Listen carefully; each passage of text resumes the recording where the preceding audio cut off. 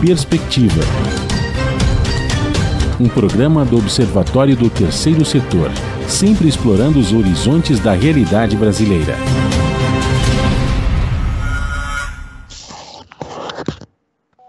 Olá, bom dia. Eu sou Joel Scali e começa agora Perspectiva, um programa do Observatório do Terceiro Setor. Hoje vamos falar sobre educação e economia circular. Apesar da sua importância e abrangência mundial, a economia circular ainda é um tema pouco debatido na sociedade brasileira. Para falar desse importante assunto, participam do programa de hoje a Sueli Furlan, professora assistente do Departamento de Geografia da Universidade de São Paulo, também professora e pesquisadora do Movimento Circular. A Carla Tenenbaum, que é cofundadora da Ideia Circular, uma iniciativa pioneira de educação e inovação para a economia circular. A co-apresentação do programa é de Frank Valverde, que também trará os destaques do site do Observatório do Terceiro Setor. Você vai conferir as notícias do mundo com a repórter Maíra Lopes. Bom dia, Franklin. Bom dia, Joel, bom dia, Sueli, bom dia, Carla, e bom dia a você que está em sintonia aqui no Perspectiva da Rádio Brasil Atual. Qual o seu destaque da semana? Olha, João, nós temos vários destaques, né? Eu acho que o primeiro deles é uma pesquisa da Datafolha que dá que 75% dos entrevistados nessa pesquisa responsabilizam o governo Bolsonaro pela inflação que nós estamos vivendo hoje. Eu acho que até pouco, né? 75%. Na verdade, a grande responsabilidade é deles, né? Porque há muito tempo, né, o posto Ipiranga não tem funcionado na economia como se deve, né, João? Nem se fala dele mais. Nossa, nem se fala mais, né? Na verdade, ele está lá, nem sempre... Bom, a gente sabe por quê, mas não é nem um programa, né, um motivo de discutir. Mas, enfim, é importante registrar esse dado aí. O outro é que a gente percebe que o Banco Central perdeu o controle da inflação, né, também, né, quer dizer, nesse pacote todo aí digamos, de desmando, de desgoverno, né, a gente percebe que o país está meio à deriva na área da economia, né, e aí a gente vê a inflação que nós tínhamos dominado e acabado já há tanto tempo, né, João, a inflação sempre existiu, mas é aquela inflação, assim, absurda de você, a semana ver os preços aumentando, que nós sofremos lá para trás, antes de plano cruzado, de plano real, enfim, de tantos planos, plano verão e tantos planos que nós sofremos, ela volta hoje com aquela mesma virulência que existia antes. Isso é muito ruim, porque isso corrói o salário do trabalhador, né, e isso joga todo mundo numa situação de pobreza, de miséria, mais ainda do que já está o país, com pandemia e com tudo mais. E a outra, digamos assim, o grande destaque hoje, que ainda se repercute, Joel, é essa questão aí do Lollapalooza, né, que muitos artistas, indignados com essa situação toda que a gente está vivendo, né, fizeram críticas ao governo Bolsonaro, até pedindo a saída do presidente, né, de uma vez por todas, né. E aí o partido do presidente ficou indignado com isso, resolveu fazer uma solicitação ao TSE, e o juiz do TSE resolveu, não, tudo bem, não pode se manifestar, ou seja, censura, Joel. A gente achou que já tinha acabado esse tempo, e não, ele está voltando, volta tudo que é de ruim, que estava lá para trás, está voltando também, a inflação, né, a censura, violência, enfim, todas essas coisas que estavam lá para trás, hoje voltam. Mas esse é um sinal, viu, Frank, do que nós podemos esperar nos próximos 6 meses. Exatamente, acho que isso mas é importante também a população perceber as diferenças, né? O presidente fala em a luta do bem contra o mal, mas a gente sabe quem que é o mal, né? Às vezes tem gente que está querendo se vender como bem, mas não é o bem não, né? Na administração dele, mais de 600 mil pessoas morrendo de Covid, né? A Amazônia destruída, inflação, então a gente sabe o que é o mal. O mal para a população brasileira é isso, né? Então a gente sabe que o bem contra o mal, o que nos espera. Mas enfim, o mais curioso de tudo isso, Joel, é que o pessoal do PL, partido do presidente que fez o pedido para o TSE, fez uma atrapalhada danada, deu os números errados lá das empresas e os nomes, isso não surtiu efeito nenhum. Isso foi um tiro pela culatra, ou seja, os artistas que se apresentaram criticaram muito mais, né, a situação, né, e o governo federal, alguns até mandando o presidente retomar algumas coisas, enfim, aquelas coisas que aí já virou uma certa baixaria nesse sentido, né, acho que mostrar a sua insatisfação, tudo bem, mas aí já entra num nível, né, que aqui, por exemplo, mesmo que eu queira muito, não vou reproduzir o que foi dito ontem no Lollapalooza. Mas o importante é que a censura não funcionou e as pessoas continuaram se manifestando, Joel. De qualquer forma, um episódio lamentável. Deixa eu cumprimentar as nossas convidadas. Bom dia, Sueli. Seja muito bem-vindo ao nosso programa. Olá, Sueli. Seu microfone está desligado, Sueli. Agora sim. Não, voltou a desligar. Oxa, vamos lá? Agora sim, você. Não, fechou outra vez. Ele está fechando. Agora abriu. Abriu? Agora sim. Vamos lá. Ah, tá. Estava faltando clicar no lugar certo. Seja muito Bom, bem-vindo. prazer é todo meu. Obrigada pelo convite. Olá, Carla, tudo bem? Seja muito bem-vindo ao nosso programa. Muito obrigada, um prazer estar aqui também. A pandemia alterou a realidade de muitas pessoas. Hoje temos mais de 12 milhões de desempregados no país, de acordo com o IBGE, e cerca de 19 milhões de pessoas passam fome, de acordo com a rede Pensão. Como falar em economia circular num país tão desigual como o nosso? Sueli. Oi, bom dia, né? Nosso país tem várias questões estruturantes que foram agravadas e que já eram graves. Na verdade, o desemprego é uma questão que caminha junto com as transições governamentais e com as políticas públicas que são valorizadas, né? Então, a gente tem acentuado, né, a questão da impossibilidade das pessoas de participarem da sociedade devidamente, com dignidade, com direitos, e isso foi agravado com a pandemia. Mas como lidar com questões que são estruturantes também da nossa vida, em contextos assim? Eu acho que elas não são concorrentes, elas são questões que caminham com como a sociedade pode avançar no seu sentido de entendimento de que mundo deseja para o futuro. Certamente quem está passando muita necessidade tem a urgência do dia seguinte, mas ela não deixa de pensar o que ela deseja para o mundo futuro.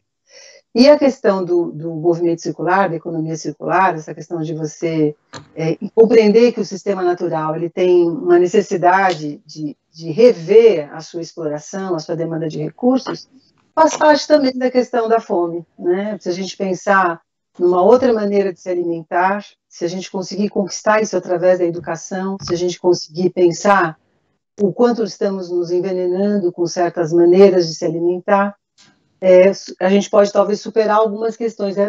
Colocando o positivo da pandemia, surgiram muitas iniciativas de produção de alimentos locais, de produção de alimentos que não estavam fora do circuito, a cooperação com as comunidades tradicionais, por exemplo. Eu tenho certeza que as comunidades do Vale do Ribeiro, os quilombolas, não passaram fome, porque eles produzem um alimento com uma agrobiodiversidade diferente. Então, é um bom exemplo de outro modelo de produção de sociedade mais local, que pode dar condição, né, nos momentos de aflição, sejam eles de pandemia ou de guerra, das comunidades não terem o suporte básico, que é a alimentação. Então, o movimento circular, ele vai tocar justamente nessa relação em que a gente quer passar de uma visão muito linear de produção e consumo para uma visão mais circular, de uma produção mais articulada, mais pensada do ponto de vista dos próprios ciclos naturais. E a alimentação faz parte disso, né? A maior volume de desperdício, né, é de alimentos. Então, tudo parece muito ilógico, mas tem uma lógica muito clara, né, que nos leva a isso. Carla, eu quero te ouvir como falar de economia circular num país como o nosso. Você que escolheu o caminho da educação, né, para tentar resolver os problemas do nosso país. Eu queria complementar o que a Sueli falou, nessa ideia de que não são assuntos concorrentes, né? A gente tem uma visão, às vezes, aqui no Brasil, de que as questões ambientais concorrem com as questões sociais, né? Então, primeiro a gente tem que resolver uma coisa para pensar na outra, ou, enfim, a esquerda acha que é um assunto de direita, a direita acha que é um assunto de esquerda, né? E é um assunto que toca todos. E, na verdade, você não consegue falar em economia circular sem pensar também o contexto social, como vai circular a informação, como vão circular os recursos, como vão circular os materiais, né? E quem sofre mais com as consequências de mudanças climáticas são as populações mais pobres, né? Então, são coisas que estão interligadas e você não mexe em uma sem mexer na outra, né? Você não tem que seguir um sistema linear para conseguir alimentar a população, pelo contrário, a gente já viu uma falha, né, desse sistema. Então, eu acho que é muito importante pensar isso, a gente tem que olhar para a realidade brasileira, tem que olhar para todas as pessoas que estão sofrendo, e você tem uma oportunidade enorme de gerar não só isso, novas formas de se alimentar, novas formas de inclusão, novas formas de consumo, e também uma visão de futuro, né, porque é muito deprimente a gente, né, tanto nas questões sociais, políticas, mas também ambientais, a gente tem uma visão extremamente negativa de futuro, extremamente angustiante, que paralisa a gente, né? Então, para mim, a grande transformação, né, desse olhar da economia circular é trazer alguma perspectiva, uma visão positiva de futuro, de algo que a gente quer construir. Né, tem uma frase que eu gosto muito do Fred Pollack, que ele fala que uma sociedade que perde essa visão positiva de futuro, perde a capacidade de lidar com os desafios do presente. Então, não é ser poliana, ser otimista, mas assim, se a gente pode, a gente tem a obrigação de ser otimista, né, nesse sentido de olhar, buscar caminhos e ver o que a gente quer construir enquanto humanidade, com todo o nosso potencial criativo também, né? O destrutivo a gente vê, mas a gente tem muita capacidade de desenvolvimento, de tecnologias e de novas ideias. Então, é isso. Você carrega a esperança como combustível para colocar suas ideias e sua prática, não só no dia a dia. Mas você falou que a gente tem esse pensamento estanque, economia linear, economia circular. Como a gente desconstrói esses paradigmas? Como a gente, o que? Desculpa, João. Desconstrói esses paradigmas. Já que você acha que nós temos esse pensamento estanque, a esquerda acha isso, a direita acha aquilo, como a gente constrói um novo momento diante dessa realidade? Uhum. É o grande desafio, né? Mas é saindo, acho que, das ideias prontas, né? Que a gente ouve, que a gente compra, né? Sobre tudo, né? Então, tem essa ideia no movimento de sustentabilidade de que nossa ação é muito destrutiva, que o máximo que a gente pode querer é minimizar os impactos, né? Então, o que é sustentável usa um pouquinho menos de água, um pouquinho de menos de energia, um pouquinho menos de material, e você vê toda a linguagem de relatório de sustentabilidade é essa, né? Toma banho mais curto, compra um pouco menos, joga menos lixo, joga o lixo no lixo. Você fala, mas o que é lixo? Né? O que é jogar o lixo no lixo? São materiais, né? A gente está desperdiçando todo esse valor. Então, toda a provocação, eu sigo a linha, né? A gente tem a nossa inspiração numa metodologia chamada Cradle to Cradle, que é do berço ao berço, que vem para desafiar essa ideia, né, que você tem a análise de ciclo de vida, você pensa que um material, você tem que olhar o caminho dele do berço ao túmulo, né? Então, desde a extração até o descarte, e ver onde você consegue minimizar um pouco o dano. E aí a grande provocação desse pensamento é por que a gente tem que pensar do berço ao túmulo? Por que um produto tem que ser descartado, tem que ir para o lixo? Se ele está sendo descartado, se ele não pode ser reaproveitado nos ciclos naturais ou no ciclo industrial, alguma coisa está errada. Então, é você desconstruir essa ideia de lixo. Né? A gente fala que o lixo é um erro de design. Então, o lixo é um erro de intenção. Se uma coisa está indo para o lixo, alguma coisa está errada ali no começo. Então, não adianta a gente pensar como gerenciar esse lixo, como reduzir esses impactos, se você não olhar lá no começo, quando a indústria pensa os seus materiais, seus produtos, como aquilo vai circular. Então, é um pensamento que vem para revolucionar mesmo o jeito que a gente pensa, não é só um pouquinho menos ruim. A gente, né, os autores desse livro, o Cradle to Cradle, que a gente usa como inspiração, falam que ser menos ruim não é ser bom. Então, para ser bom, a gente precisa de um outro olhar. E é isso que eu gosto, acho que a economia traz, a economia circular, e é esse o nosso grande esforço de educação, é vir desconstruir mesmo essas ideias. Sueli, para usar o termo que a Carla acabou de falar, um novo olhar. Para a gente chegar nesse novo olhar, onde estão as resistências da sociedade brasileira? Bom, eu sou ambientalista desde sempre, né? Eu me conheci ambientalista ainda na minha adolescência, quando eu via propaganda que estão tirando o verde da nossa bandeira, eu fui bater na porta do SOS Maratona, quer dizer, o que precisa fazer, né? Eu tinha 16 anos. Então, eu penso que a transformação, ela se dá num processo que não é curto, porque ele depende de dois fatores que eu julgo fundamentais na educação ambiental, né? Que é a diferença entre comportamento e atitude, né? Você pode até ter alguns hábitos, né? Mas a atitude é o valor que você tem. E dar valor é um valor cultural, é um processo. Nós fomos todos bombardeados pelo que a Carla, né, acabou de dizer, dessa visão linear, né? Nós aprendemos essa visão linear, inclusive na educação, na escola, durante muito tempo. E aprendemos também, de outro lado, que a natureza faz diferente, que a natureza ela é muito eficiente nos seus processos. Mas isso não chegou no valor, né? Então, a gente se esforça bastante na escola, mas a gente educa para aquele momento, muitas vezes, e não vai colher na sociedade, que é onde realmente tanto os hábitos como os valores vão se conjugar para uma transformação da sociedade. Então, eu acredito muito nas conquistas, e as conquistas sempre se deram no movimento social, fora da escola, né? A escola recebeu a educação ambiental depois que ela surgiu na sociedade, a escola está recebendo a economia circular depois que ela já existe como um movimento no processo do design, no processo industrial, ou mesmo nos movimentos ambientalistas, né? Nas pressões. E pressão não é uma coisa ruim, porque você fala às vezes para algumas pessoas que são dessa polarização direita-esquerda, que pressão é coisa ruim. Não, pressão é coisa boa. Pressão é quando um coletivo decide que quer um caminho e vai lutar por ele. Então, ela tem atitude, tem comportamento, né? Ela tem um valor que ela quer buscar. E se o valor for um valor ligado a esses valores, princípios básicos, né? De que liberdade também se baseia em leis, de que nós já temos um bom repertório legal, que existem os direitos da natureza, que a natureza faz parte, sem ela, todo mundo é natureza, a gente está na natureza, e a gente está em risco por estar provocando tantos desequilíbrios, né?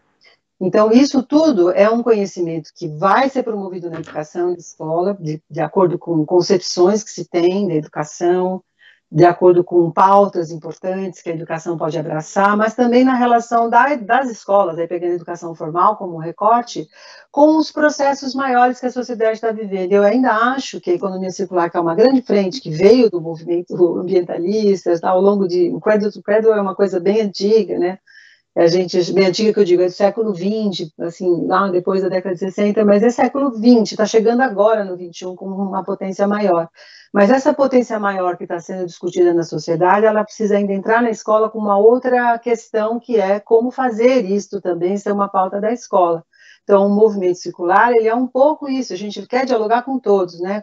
Não formal, fora da escola, formal dentro da escola, para ver uma sociedade com atitudes e comportamentos, com outros valores e também com outros hábitos, que é o mais difícil, que o hábito é cultural. Então, tudo que a gente tem, fomos nós mesmos que construímos, essa visão de degradação, essa visão de que a natureza é inesgotável, de que tudo eu posso tirar e não preciso me preocupar para onde vai, essa visão da linear do túmulo, né, e não a visão do ciclo, né. Então, isso foi construído, e agora tem que desconstruir para construir tudo ao mesmo tempo e numa possibilidade de formação de outra sociedade, com outras possibilidades e valorizando direitos da natureza. Vamos ouvir agora a Rádio ONU, parceira de conteúdo do Observatório do Terceiro Setor, com a reportagem "O mundo caminha para a catástrofe climática", afirma a chefe da ONU. A Mayra Lopes, de Nova York, tem as informações. Em mensagem de vídeo, o chefe da ONU destacou a importância de manter vivo o objetivo de conter o aquecimento global em até 1,5 graus Celsius, lembrando que é necessário reduzir as emissões globais em 45% até 2030. And that main problem is the enormous emissions gap. The science is clear, so is the math. Keeping 1.5 alive requires a 45% reduction in global emissions by 2030 and carbon neutrality by mid-century. Em referência à COP26, Guterres afirmou que o problema não foi resolvido em Glasgow. Na contramão das discussões durante a Conferência das Nações Unidas sobre Mudança Climática e contrariando as estimativas do último relatório do IPCC, ele reafirmou que com os compromissos nacionais atuais, as emissões globais devem aumentar quase 14% na década de 2020. Assim, o líder das Nações Unidas afirmou que o mundo caminha para uma catástrofe climática. Ele também citou o impacto da guerra na Ucrânia, com o risco de derrubar os mercados globais de alimento e de energia e ter grandes implicações para a agenda climática global. Da ONU News em Nova York, Mayra Lopes. Continuamos com Perspectiva, um programa do Observatório do Terceiro Setor. Hoje nós estamos falando sobre educação e economia circular com as professoras Sueli Furlan e Carla Tenenbaum. Agora você, Franklin, vai trazer essa enquete do programa de hoje, as nossas convidadas. Exatamente. A cada programa que nós realizamos aqui na Rádio Brasil Atual, nós fazemos uma enquete sobre o tema do programa. É uma enquete, não tem realmente um fundamento científico, né, de uma pesquisa, mas serve muito bem para nós termos uma sensação da temperatura, como eu digo, da temperatura sobre aquele assunto que está sendo discutido. Exatamente. É feito com rigor. Isso sim, que é a própria característica que nós temos no Observatório do Terceiro Setor. E a enquete para o programa de hoje teve a seguinte pergunta: você sabe o que é economia circular? E olha só o resultado, nós temos que trabalhar um pouco mais para esclarecer, porque 48% das pessoas disseram que sim, contra 52 que disse que não sabe o que é economia circular. Então, eu já até aproveito aqui para acrescentar uma informação que é importante. O que vem a ser a economia circular? É um modelo de produção e consumo, no qual você partilha, você reutiliza, você trabalha com a reparação, que é uma coisa que está acabando nos dias de hoje, quebra alguma coisa, joga fora e compra um novo, que isso é mais barato você comprar um novo do que consertar. Chegou a esse absurdo. Ferro elétrico, por exemplo, é um deles.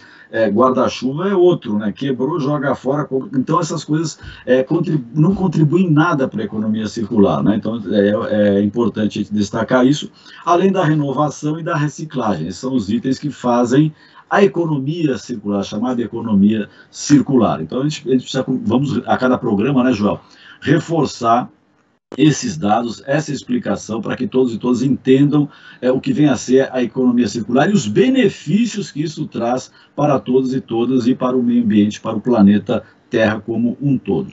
E eu queria colocar uma questão, Joel, tanto para a Sueli como para a Carla, que de uma certa forma foi tocada assim meio que tangencialmente, ou en passant, que é essa questão da questão da publicidade, da propaganda. Então, eu gostaria que elas aprofundassem, que elas colocassem mais detalhadamente qual é o papel da mídia, né? Vamos ampliar um pouco, qual o papel da mídia nessa questão do consumo consciente, né? Como é hoje, o que poderia ser feito para que melhorasse essa relação. Vamos começar pela Sueli. Bom dia, excelente pergunta, né? Bem assim complexa, né? Mas vamos lá.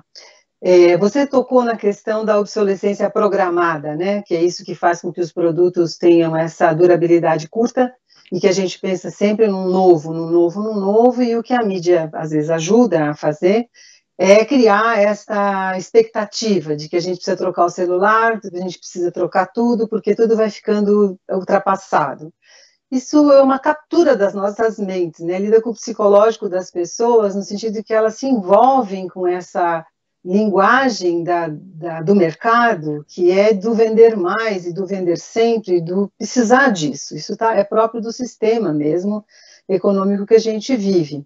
Então, como que a publicidade, assim, a contracorrente, né, o movimento pelo um consumo chamado consciente ou responsável, o nome que se dê para isso, pode ajudar a pensar, a pelo menos colocar em pauta aquilo que já é um avanço dentro do sistema produtivo, que é a economia circular, né? Você não pensar linearmente, então, matéria-prima, produção, consumo e descarte, que é o que a Carla acabou de dizer, isso é o que a gente entende por linear, né? Isso está fora da natureza? Não, isso também vai chegar lá no aterro sanitário, lá o que a natureza vai ter que dar conta desse acúmulo e jogar fora um monte de recursos naturais que poderiam estar ciclando, né?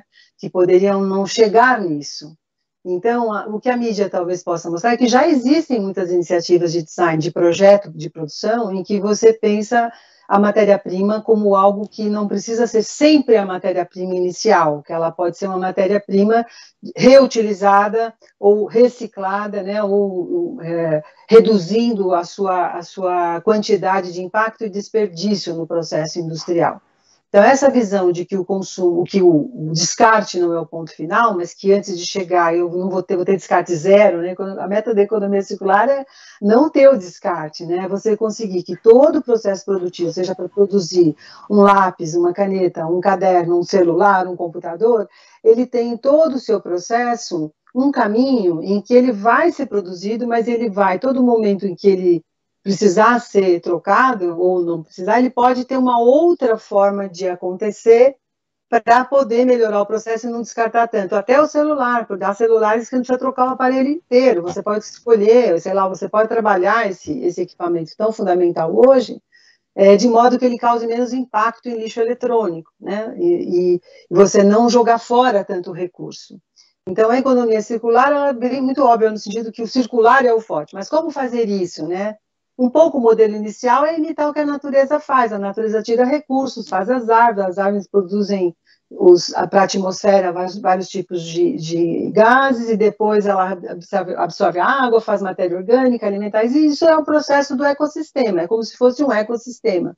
em que tudo cicla, né? Todos os materiais ciclam. No processo industrial, que é o processo de transformação da natureza em coisas que trazem benefícios para o homem, para a sociedade, é fazer esse processo ser menos linear, né? Ou chegar ao ponto de não ter descarte. Seria o ideal, né? A gente conseguir utilizar tudo, muitas vezes, fazer um produto entrar na roda da produção muitas vezes, uma matéria-prima entrar várias vezes, ou mesmo transformada, entrar de novo no sistema produtivo. Muitos chamam isso de ecologia industrial, que é uma coisa também bastante interessante de se estudar, como você aproxima os produtos que uma indústria faz com outras, e ali você tem as matérias-primas vivas, sendo retrabalhadas, ressignificadas, né, reindustrializadas, e não viram descarte. Do ponto de vista do consumidor, ele também será um consumidor que também vai entrar no círculo, né? Ele também vai fazer o processo que é a parte dele, de poder retornar, de poder também reutilizar, de poder retornar no sentido reciclável. Desculpa, fui muito longa, mas... Perfeito. E a Carla, o que você acrescentaria nessa explanação que a Sueli fez a respeito do papel da mídia na questão do consumo consciente? Eu achei ótima. Eu só queria comentar que eu fiquei surpresa positivamente aí com a enquete.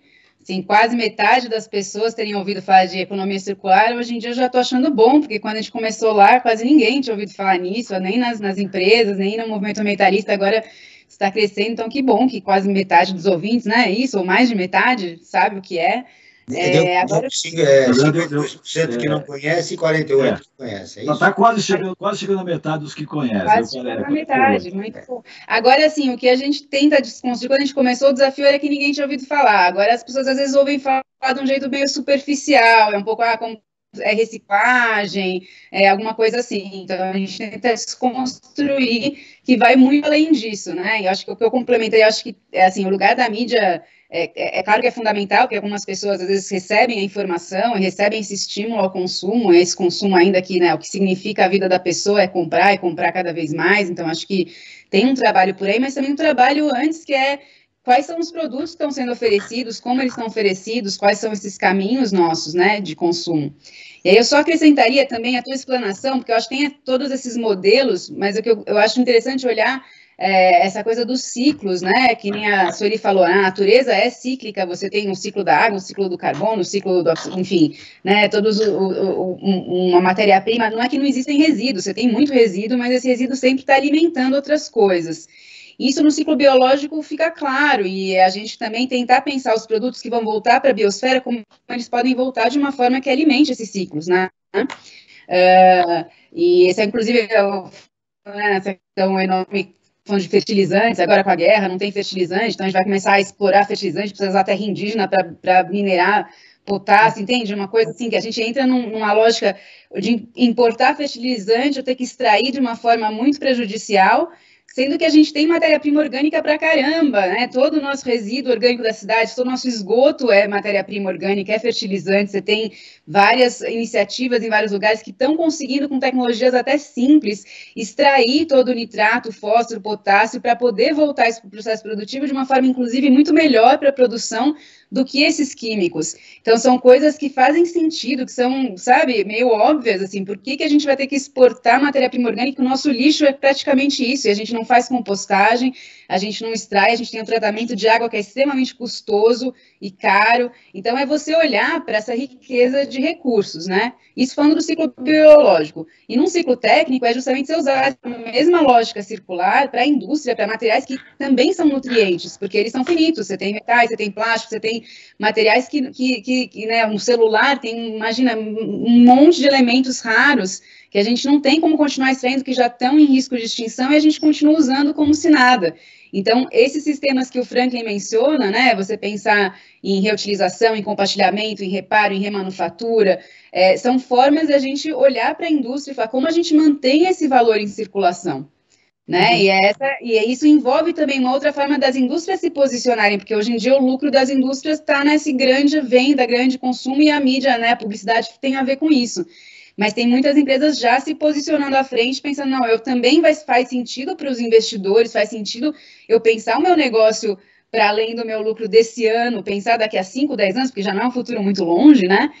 Se eu vou ficar dependendo de recursos de commodities commodities que vão ser estão em extinção, que estão um país que pode entrar em guerra. Então, como que eu consigo entrar num modelo que faz mais sentido? E o telefone tem já gente pensando, então eu vou fazer um serviço de assinatura de telefone, a pessoa vai alugar um telefone, depois vai trocar, isso muda também a forma como a indústria tem que produzir isso para depois receber e atualizar, né? Você já deixa esse paradigma da obsolescência programada, percebida, para pensar em outras formas de gerar também lucro e abundância econômica, né? Que é o que movimenta também a nossa economia, mas de outra forma que não seja destrutiva.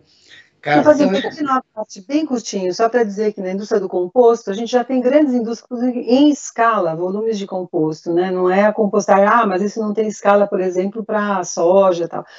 Já tem grandes indústrias, a mídia poderia jogar luz no que já temos, né? Nós temos falando em desafios, né, que foi citado pela Carla, inclusive por você também, Sueli, dados da Confederação Nacional da Indústria, da CNI, de 2019, os dados são de 2019, dizem que mais de 76% das indústrias já desenvolve alguma iniciativa da economia circular, mas a maioria não sabe que as práticas se enquadram no conceito e desconhece até o termo economia circular. Bom, está aí o outro desafio da comunicação. Como sensibilizar esse setor importante, né, da economia, que são os empresários? Você sabe que eu tenho feito, a convite de alguns setores, principalmente de plásticos e tal, do movimento circular a qual eu vinculo, da Atina Educação, palestras para... Às vezes eu chego para falar de economia circular e a gente identifica o que eles fazem, né?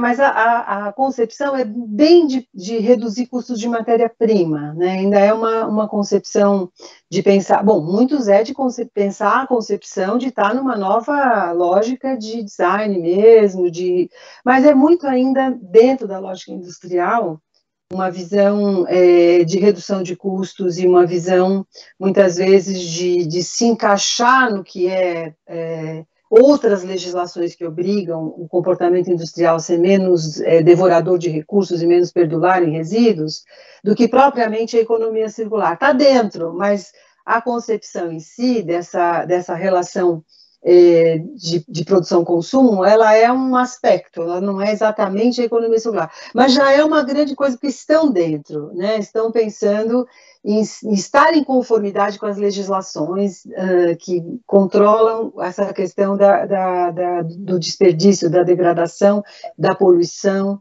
do impacto ambiental, que já vem nessas legislações um pouco das condicionantes, né, para autorizações, para comércio internacional.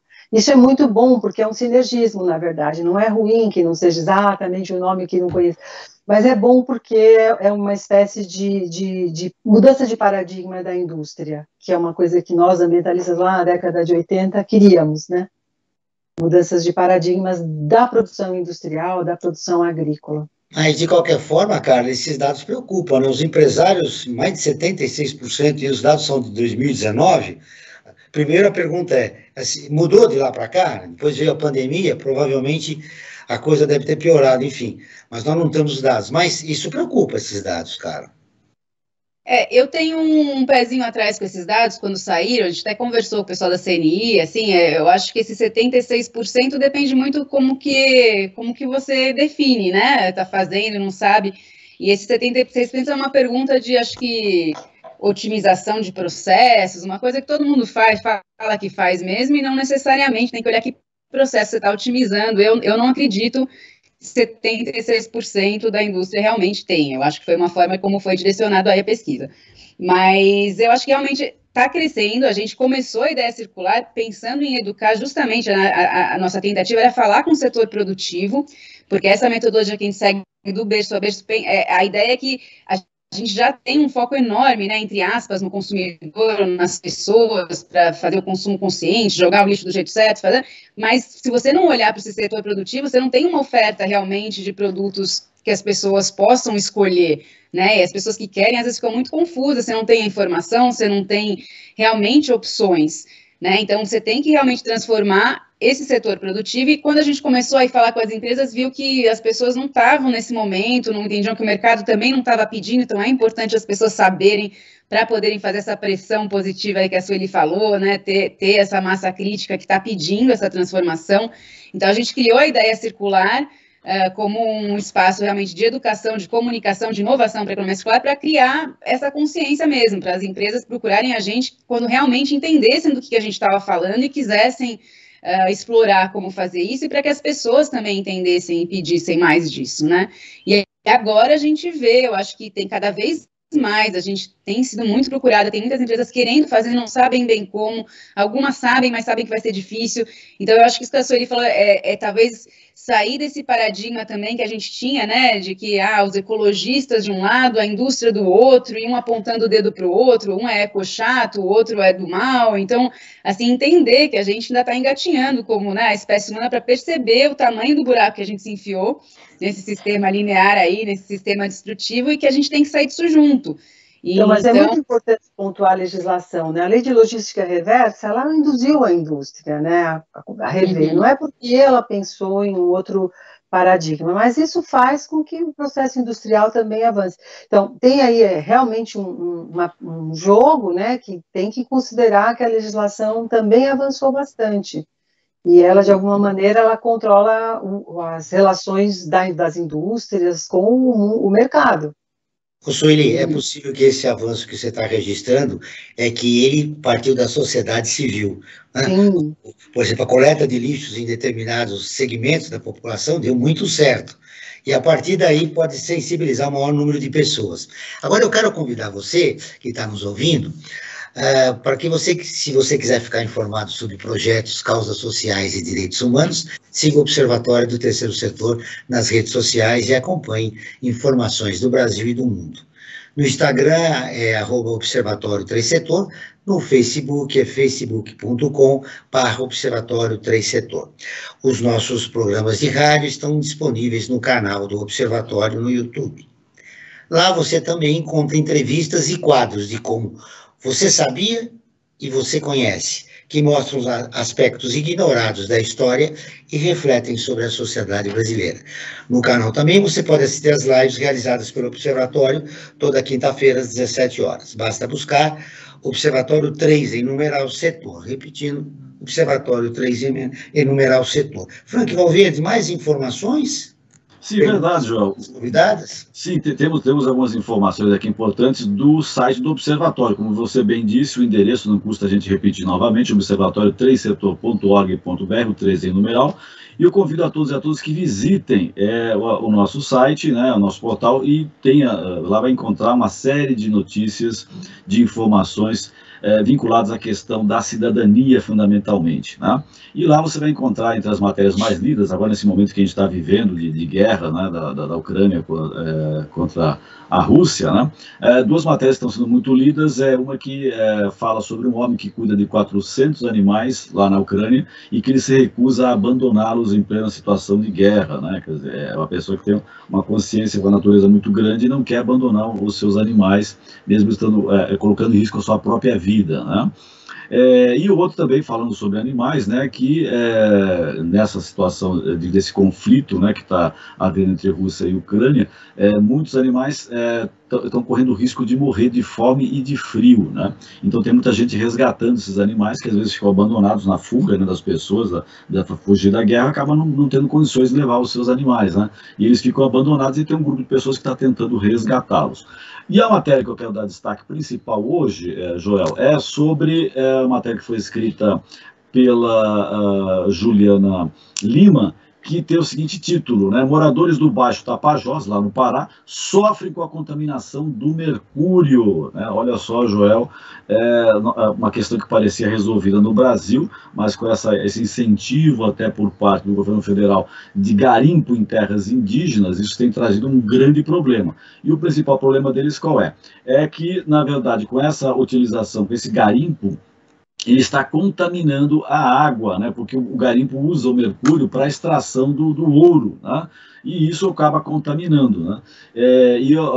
Foi feita uma pesquisa e encontraram taxas altas de contaminação do mercúrio no sangue dessa população, né?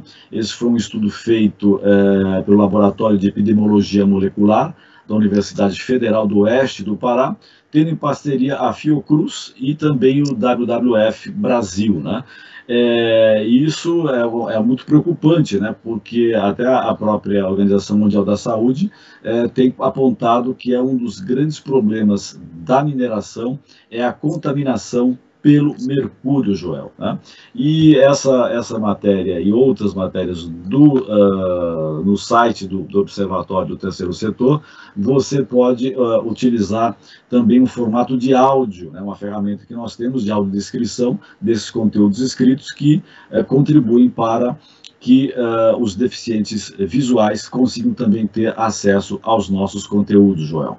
Eu não sei se você vai anunciar, Frank, mas a nossa repórter, Fernanda Garcia, está a caminho do Xingu para produzir algumas matérias para o Observatório.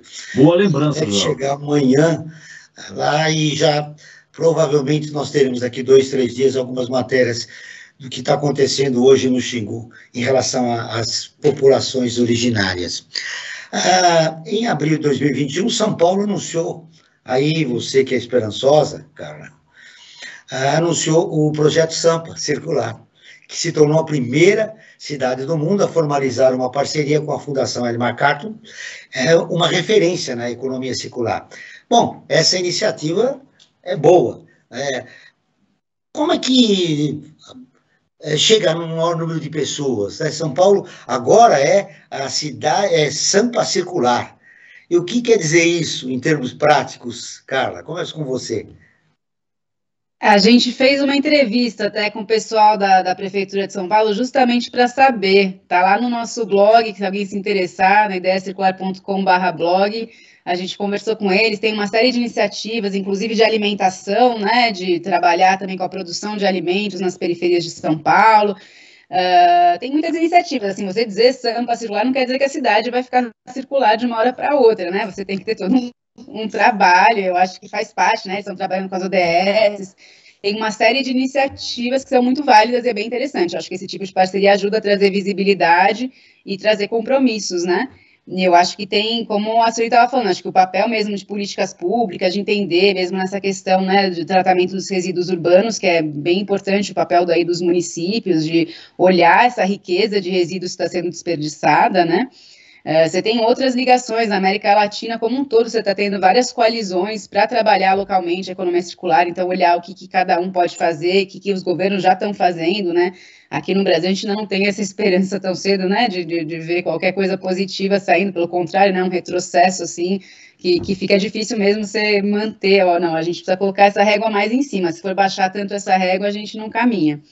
Mas é muito positivo, acho que é bem interessante você ver mais cidades, não é só São Paulo, tem cidades do Nordeste, tem Salvador, tem várias cidades trabalhando e buscando entender, né, o que cada um pode fazer com essa. São muitos atores mesmo, acho que todos têm seu lugar, é uma transição muito complexa e a gente precisa mesmo de muitas iniciativas e essas coisas se retroalimentarem de uma forma positiva, né, as políticas públicas estimulando aí o setor produtivo, estimulando as pessoas, a mídia trazendo mais informação, como vocês estão fazendo, trazendo exemplos inspiradores, discussões sobre os conceitos, então eu acho muito positivo. Qual a importância desse projeto para a cidade? Para a cidade de São Paulo? É isso para a Sueli, eu quero ouvi-la agora. Tá bom, desculpa. Bom, eu sou realista esperançosa, né? Me parafraseando o Ariano Suassuna. Eu sou bem realista, acho que as bandeiras, elas têm significado, mas a concretização disso são muitos desafios, como disse Carla, né? Mas eu acho que quando o governo faz um gesto, mesmo que simbólico, mesmo que às vezes mais, não sei, eu não vou afirmar que é não conheço a fundo, né, a proposta, mas é uma bandeira importante porque ela abre as possibilidades em toda a base de construção de políticas públicas que está estruturado no sistema público de São Paulo, as secretarias, provavelmente isso se não virar agenda, não faz sentido nenhum, porque as políticas públicas não adianta ter os instrumentos, não adianta ter os sujeitos se não tiver agenda.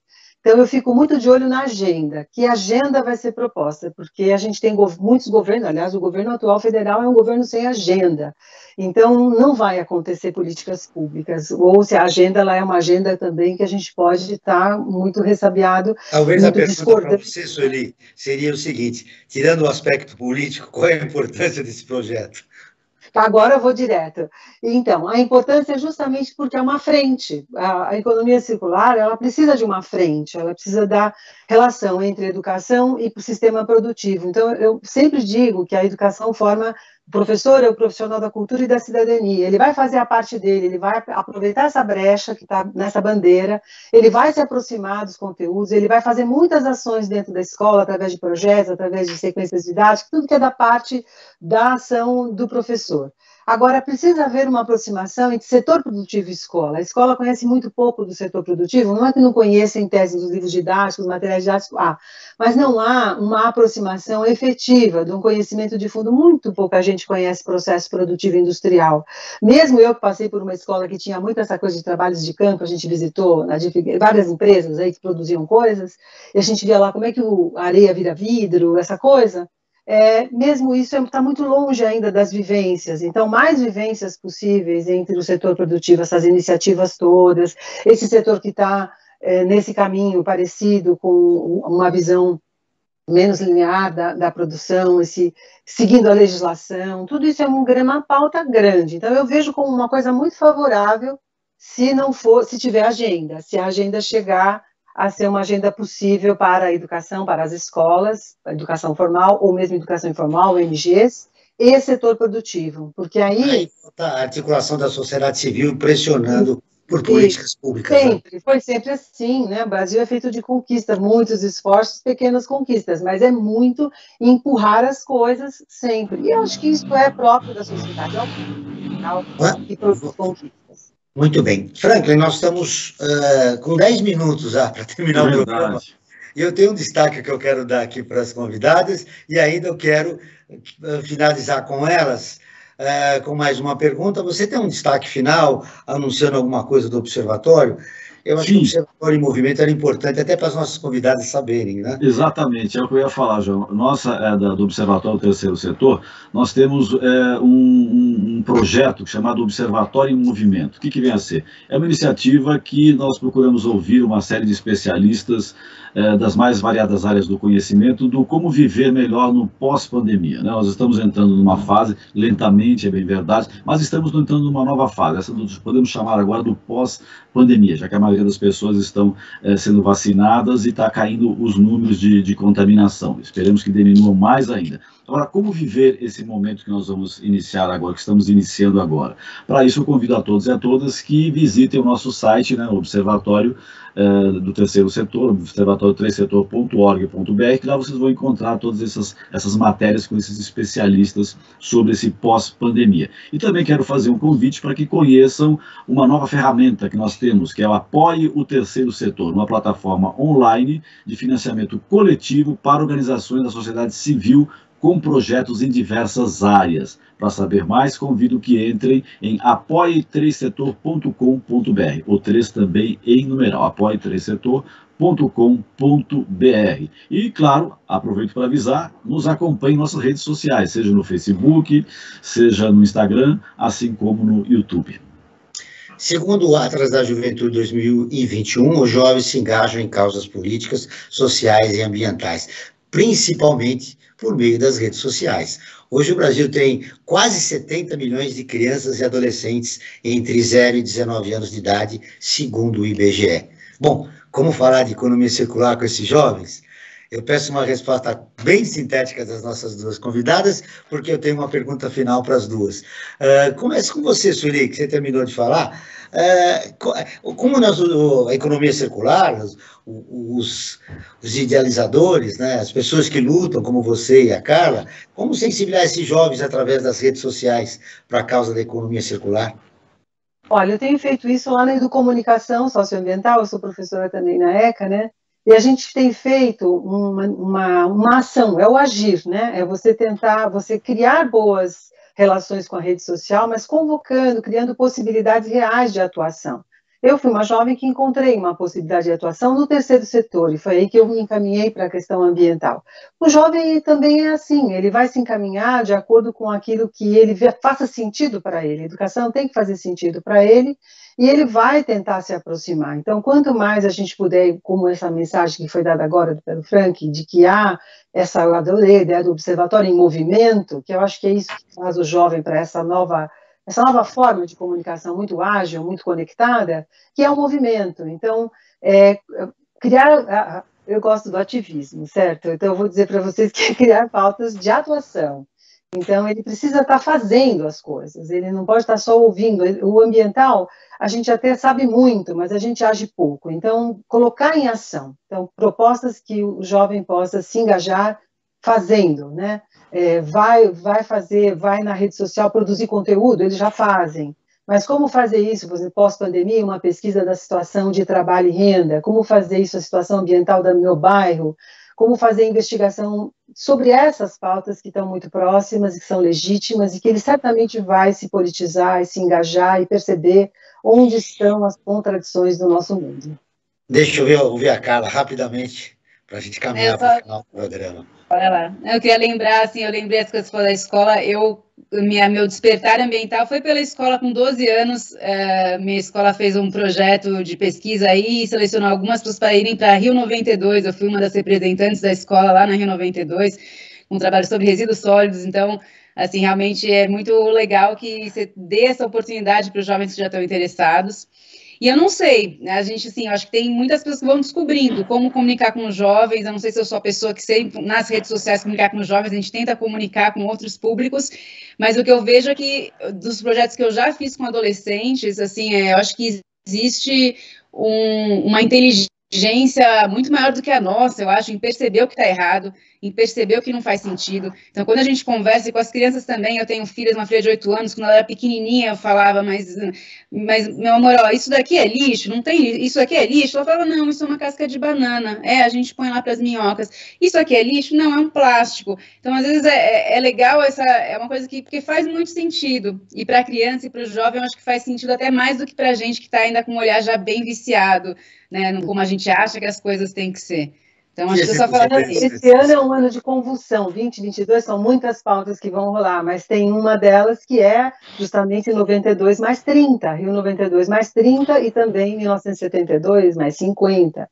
Quais foram as questões que mobilizaram? E você pode tematizar isso com os jovens e eles perceberem o quanto avançamos, o quanto não avançamos, como se transformou, entender o histórico e contextualizar no presente. Esse é um caminho que tem que ser construído através do ativismo que você já fez desde sempre a opção.